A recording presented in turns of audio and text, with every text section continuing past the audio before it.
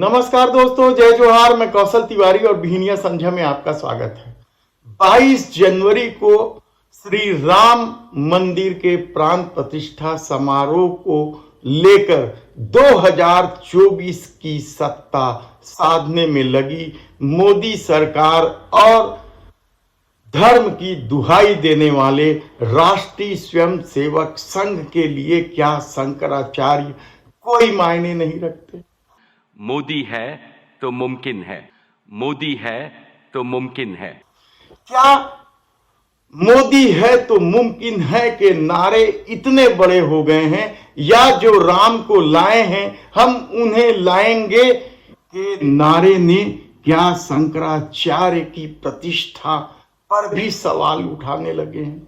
यह सवाल हम इसलिए उठा रहे हैं क्योंकि एक तरफ जहां मोदी सरकार या श्री राम मंदिर ट्रस्ट शंकराचार्यों की न केवल अनदेखी कर रही है, बल्कि इनसे जुड़े तमाम तरह के बांगड़ बिल्ले, हम बांगड़ बिल्ले जानबूझकर कह रहे हैं क्योंकि वे कल तक अपने को सनातन धर्म के रक्षक बताते रहे हैं, और अब जब चारों शंकराचार्यों ने राम मंदिर प्राण प्रतिष्ठा समारोह पर सवाल उठाने लगे। चारों शंकराचार्य वहां पर नहीं जा रहे हैं। कारण क्या है, क्यों नहीं जा रहे हैं? किसी राग द्वेष के कारण नहीं, बल्कि शंकराचार्यों का ये दायित्व है कि वो शास्त्र विधि का पालन करें और करवाएं। अब वहां पर शास्त्र विधि की उपेक्षा हो रही है। सबसे पहली उपेक्षा क्या है कि मंदिर अभी पूरा बना नहीं और प्रतिष्ठा की जा रही है। लेकिन आज ऐसी कोई परिस्थिति नहीं है कि हमको जरूरी हो गया कि आज 22 तारीख को ही कर दें। आज तो हमारे पास पूरा मौका है, हम अच्छे से बना करके प्रतिष्ठा कर सकते हैं। लेकिन फिर भी अधूरे मंदिर में प्रतिष्ठा कर दी जा रही है, तो ये हम कैसे स्वीकार कर लें? ये हमको कहना ही पड़ेगा पूछे जाने पर कि ये ठीक नहीं है। अब यही हम कह रहे हैं तो हमको कहा जा रहा है कि ये लोग तो विरोधी हैं, एंटी मोदी हैं। इसमें एंटी मोदी की क्या बात है? हम एंटी मोदी नहीं है, लेकिन हम एंटी धर्मशास्त्र भी नहीं होना चाहते। तो इसीलिए कोई भी शंकराचार्य, चार शंकराचार्यों में से वहां नहीं जा रहा है। आधे अधूरे निर्माण को लेकर जब उन्होंने प्राण प्रतिष्ठा समारोह पर सवाल उठाए, तो अब ये पांगड़ बिल्ले उन पर ही विश्वमन करने लगे हैं, उन्हें कटघरे में खड़ा करने की कोशिश करने। सनातन धर्म में शंकराचार्यों का क्या महत्व है, यह किसी से छिपा नहीं है। और यदि सनातन धर्म के इन सबसे बड़े धर्म गुरुओं पर ही सवाल उठाने लगे, तो आप समझ सकते हैं कि राजनीति का स्तर कहां तक जा पहुंचा। अब जब ये बात सार्वजनिक हुई है, तो अब इसको काउंटर करने के लिए वो ये चंपत राय जी कह रहे हैं कि शंकराचार्यों की यहाँ जरूरत नहीं है, क्योंकि ये तो रामानंदा संप्रदाय के लोगों का स्थान है। हमें दिक्कत इस बात की है कि साधु संतों को हटा करके ये कार्यकर्ता लोग वहां पर बैठे हैं और साधु संतों में भेद डालने की बात कर रहे हैं। जब चंदा ले रहे थे उस समय क्यों नहीं ये घोषित किया कि रामानंद संप्रदाय का मंदिर है, रामानंद संप्रदाय के लोग देते? उस समय तो आपने पूरे देश के सनातन धर्मियों से लिया, उस समय हम लोगों से भी चंदा लिया। जब शंकराचार्य जी का मंदिर नहीं है तो शंकराचार्य से चंदा क्यों स्वीकार किया आपने? उस समय ये स्पष्टता क्यों नहीं की? आपने पूरे देश से, हर हिंदुस्तानी से, हर राम भक्त से, वो किसी भी संप्रदाय का हो, उससे चंदा लिया और उस चंदे के ऊपर आप ट्रस्टी बन करके बैठे, और बैठने के बाद आप कह रहे हैं कि ये रामानंद संप्रदाय का मंदिर है। ये अनैतिक है। कल तक भारतीय जनता पार्टी का विरोध करने वालों को या मोदी सरकार के विरोध करने वालों को हिंदू विरोधी और देशद्रोही के कटघरे में खड़े करने वाले अब शंकराचार्यों को भी यदि कटघरे में खड़ा कर रहे हैं, तो इसका क्या मतलब है? सबसे बड़ा सवाल तो यही है कि क्या आधे अधूरे निर्माण के बीच प्राण प्रतिष्ठा समारोह हो सकता है, और जब नहीं हो सकता तो फिर आरएसएस और मोदी सरकार क्यों अड़ी हुई है? क्या इस दौर में अब धर्म की परिभाषा आरएसएस और मोदी सत्ता ही देगी? कौन हिंदू है और कौन हिंदू विरोधी है, इसकी परिभाषा या इसका तमगा बांटने का अधिकार केवल आरएसएस और मोदी सरकार को है। सबसे बड़ा सवाल तो यहीं आकर रुक गया है और शायद यही वजह है कि अब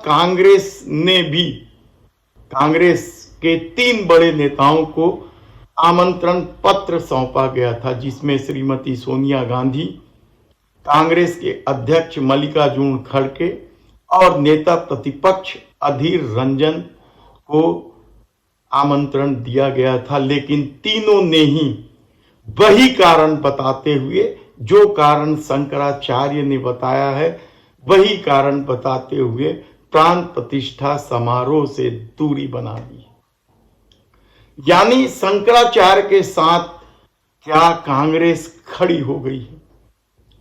क्या शंकराचार्यों की प्रतिष्ठा का भी मोदी सरकार और आरएसएस को ध्यान नहीं है? ऐसे कितने ही सवाल आप उठा लें, लेकिन जब सत्ता का अहंकार सर चढ़कर बोलता है और सत्ता का लोभ जब मन में समा जाता है, तब न तो उन्हें शंकराचार्यों की वाणी याद आती है और न ही धर्म के रास्ते ही दिखाई देते हैं। ऐसी परिस्थिति में मोदी सरकार क्या कदम वापस ले लेगी? सवाल ही नहीं उठता। इस पर कोई यकीन नहीं करेगा, क्योंकि इस दौर में मोदी सरकार तभी झुकी है जब उन्हें लगा है कि वोट बैंक उनसे खिसक रहे हैं, सत्ता से उनकी दूरी बढ़ जाएगी, तभी वे कदम खींचे हैं। चाहे वो किसान आंदोलन की बात हो, या महिला पहलवान की बात हो, या वाहन चालकों के आंदोलन की बात हो। नहीं तो जूते की नोक पर लोकतंत्र को रखने की कोशिश इस दौर में किस तरह से हुआ है, यह महाराष्ट्र में भी कल देखने को मिला है। सत्ता की ताकत के सामने क्या कुछ खेल नहीं खेला गया। बढ़ती महंगाई के खिलाफ बोलने वालों को भी राष्ट्रद्रोह कहा गया। बेरोजगारी पर सवाल उठाने वालों को भी हिंदू विरोधी और राष्ट्रद्रोही की संज्ञा दी गई या तमगे से नवाजा गया। ऐसी परिस्थिति में सबसे बड़ा सवाल तो अब शंकराचार्यों की भूमिका को लेकर भी उठाए जाने लगे। तो क्या अब आरएसएस या मोदी सरकार शंकराचार्य नए ढंग से बनाएगी? शंकराचार्यों की नियुक्ति आसान नहीं है, लेकिन जिस तरीके से आईटी सेल और व्हाट्सएप यूनिवर्सिटी के लोग शंकराचार्य को लेकर सवाल उठा रहे हैं, उससे हम आपको बता दें कि शंकराचार्य की नियुक्ति आसानी से नहीं होती। काशी से लेकर अखाड़ा परिषद बाकायदा परीक्षा लेकर या परीक्षण करके किसी को शंकराचार्य की कुर्सी सौंपता है। ऐसी परिस्थिति में जब सनातन धर्म के सबसे बड़े गुरुओं में शंकराचार्य कहलाते हैं, उन पर सवाल क्या सिर्फ इसलिए नहीं उठाए जा रहे हैं क्योंकि मोदी सरकार को 2024 में लाना है। जो राम को लाए हैं उन्हें हम लाएंगे जैसे नारे क्या सिर्फ इसलिए नहीं लगाए जा रहे हैं क्योंकि मोदी सत्ता को लाना है। देश की अर्थव्यवस्था का हाल क्या हो चुका है यह किसी से छुपा नहीं है। 205 लाख करोड़ रुपए के कर्जे के अलावा 12 टन सोना बेच दिया गया। घोटालों की फहरिस्त है। कैग की रिपोर्ट बता रही है कि मोदी सरकार भी घोटाले से परे नहीं है। लेकिन राम मंदिर के आसरे यदि 2024 की सत्ता बनते दिखाई दे रही है तो फिर वह शंकराचार्य की क्यों परवाह करे। और शायद यही वजह है कि पूरी दुनिया में भारत की थू थू होने लगी है इस बात को लेकर कि देखिए, जो हिंदुत्व की दुहाई देते हैं वही लोग अब शंकराचार्य को अपने सबसे बड़े धर्म गुरु को निशाने पर ले रहे हैं। सवाल बेहद ही महत्वपूर्ण है। रुक कर सोचिएगा कि किस किस तरीके से सवालों के घेरे में शंकराचार्य को लाया जा रहा है और किस तरीके से सत्ता की मनमानी इस दौर में चल रही है। धन्यवाद।